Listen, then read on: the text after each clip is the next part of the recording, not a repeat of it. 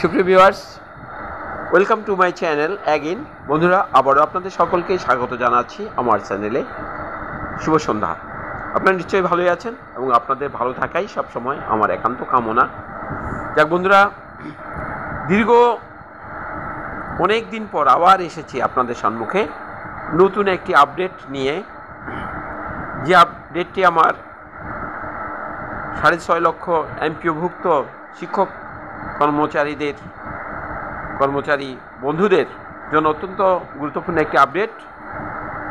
বন্ধুরা, আপনারা সকলে জানেন আমরা বৈষম্য মুক্ত একটি দেশ পেয়েছি এবং তার পিছনে যারা কাজ করেছে আমাদের ছাত্র জনতা, তাদেরকে আমি অভিনন্দন জানাই।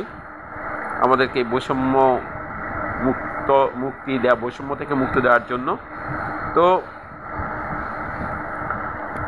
আমাদের এমপিওভুক্ত শিক্ষকদের, বিশেষ করে বেসরকারি শিক্ষকদের যে পাহাড় সম বৈষম্য আছে, আমি আমার যে সমন্বয়ক যে ছাত্র ভাইরা আছে এবং আমাদের উপদেষ্টা বৃন্দরা আছেন, বিশেষ করে আমাদের মাননীয় শিক্ষা উপদেষ্টা, সকলের দৃষ্টি আকর্ষণ করছি। আপনারা ইতিমধ্যে অবশ্যই অবগত হয়েছেন যে আমরা নানাবিধ বৈষম্যের শিকার। শুধু নানাবিধ বৈষম্য, আমরা পাহাড় সম বৈষম্যের শিকার, যেটা আপনারা দেখেছেন যে আমার নতুন এমপিওভুক্ত যে শিক্ষক বন্ধু আছেন, সে কিন্তু অনেক যোগ্যতা থাকা সত্ত্বেও এনটিএসসির মাধ্যমে তার যোগ্যতা যাচাই করে আসার পরও তার সেই বেতন কিন্তু সেই 12,500 টাকায় আছে এবং আমাদের চিকিৎসা ভাতা মাত্র 1,000 টাকা।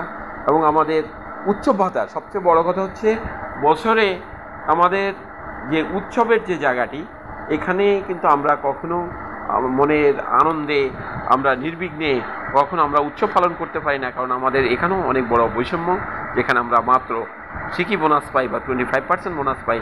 তো বন্ধুরা, আপনারা সকলে ইতিমধ্যে জানতে পেরেছেন আমাদের যিনি বর্তমানের শিক্ষা উপদেষ্টা মহোদয়, তিনি অত্যন্ত আন্তরিক এবং তিনি আমাদের শিক্ষক বন্ধুরা যখন সচিবালয়ে গিয়েছিলেন ওনার নিকট, তিনি বললেন যে আপনাদের এ ধরনের চিন্তায় আমি নির্বিঘ্নে ঘুমাতেও পারিনি। আমি আপনাদের কথা দিচ্ছি যে 13 তারিখের পূর্বেই আপনাদের বদলির জন্য একটি সুখবর আমি দেওয়ার চেষ্টা দেব।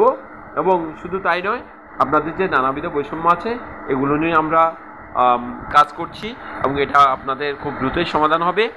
এবং আপনারা বন্ধুরা আরও দেখেছেন, আমাদের গণমাধ্যমে আপনারা দেখেছেন, আমাদের ডিবিসি যে নিউজ চ্যানেলটি আছে এখানেও দেখিয়েছে এবং আমাদের বিভিন্ন পত্রপত্রিকায় আপনারা দেখেছেন যে আমাদের অতিরিক্ত যিনি পরিচালক মহোদয় ছিলেন, তিনি ভারপ্রাপ্ত পরিচালক মহোদয়, উনি কিন্তু আমাদের সাংবাদিকদের প্রশ্নের জবাবে বলেছেন যে শিক্ষকদের বিভিন্ন ভাতা নিয়ে কাজ করা হচ্ছে, বিশেষ করে শতভাগ উৎসব ভাতা, বাড়ি ভাড়া এগুলো বৃদ্ধি করা হবে। কিন্তু আসলে আমরা তো শুধু আশার বাণী শুনতে আজ ক্লান্ত হয়ে গেছি। দীর্ঘ 16টি বছর ধরে আমরা এই আশার বাণী শুনছি। তাই আমরা শুধু আশার বাণী, আমরা বিশ্বাস করি আমাদের বর্তমান সরকারের যিনি প্রধান উপদেষ্টা, আমাদের সরকার প্রধান, তিনি অবশ্যই অত্যন্ত আন্তরিক এবং তার যে সমস্ত উপদেষ্টা মণ্ডলী আছেন প্রত্যেকে আন্তরিক এবং আমরা অবশ্যই আশা করি তাদের সময়ে আমাদের এই পাহাড়সম বৈষম্য দূর হবে।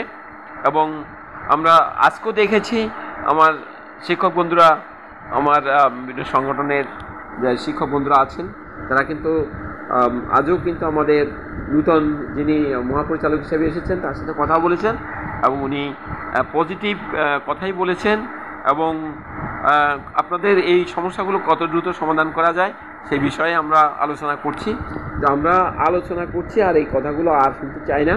আমরা চাই এর একটি সুনির্দিষ্ট প্রজ্ঞাপন, আমরা চাই এই সুনির্দিষ্ট বাস্তবায়ন এবং সরকার প্রধানের মুখ থেকে একটি ঘোষণা।